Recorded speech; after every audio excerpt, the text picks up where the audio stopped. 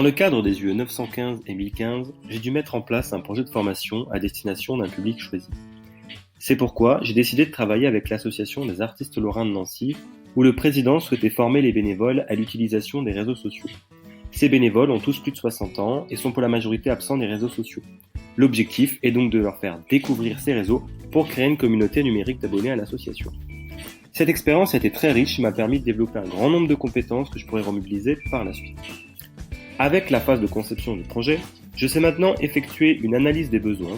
Ainsi, je construis ma formation sur une base solide en m'adaptant à mon public et à mon environnement. Je sais planifier et respecter des délais. En effet, j'ai rapidement listé les tâches que je devais réaliser dans le cadre de mon projet, au vu des délais initiaux pour me fixer par la suite des échéances. Ensuite, je sais fixer des objectifs pédagogiques, ce qui me permet de prévoir à l'avance les résultats que j'attends de ma formation. Enfin, je sais rédiger des contenus adaptés au public. J'ai réfléchi à une formation facilement ergonomique et didactique pour quelqu'un qui n'avait jamais utilisé ces réseaux sociaux. Au moment de la réalisation de la formation, au vu de la crise sanitaire, j'ai dû annuler la formation envisagée en présentiel. En revanche, cela m'a permis d'être créatif face à une situation en problème, puisque j'ai tout de suite échangé avec le président de l'association pour trouver une alternative qui convienne à tout le monde.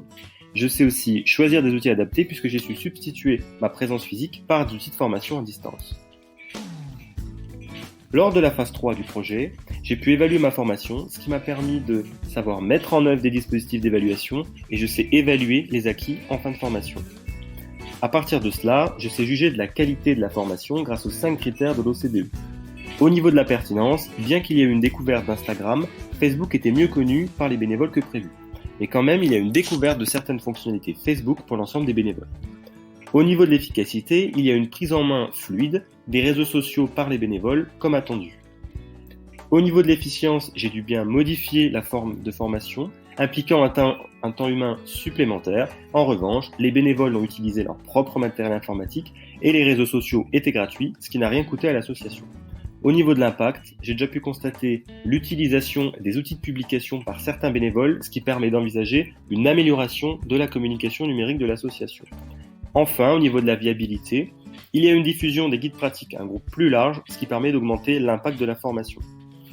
Enfin, puisqu'un concepteur pédagogique se doit d'améliorer sa formation en continu, je sais à l'avenir qu'il faudra réaliser une analyse des besoins plus poussée, proposer un guide pratique par niveau de bénévole, prévoir une séance de questions-réponses de 15 à 20 minutes par bénévole en visio ou audioconférence, et répertorier les problèmes récurrents pour éviter de répéter plusieurs fois la même erreur. Merci à vous.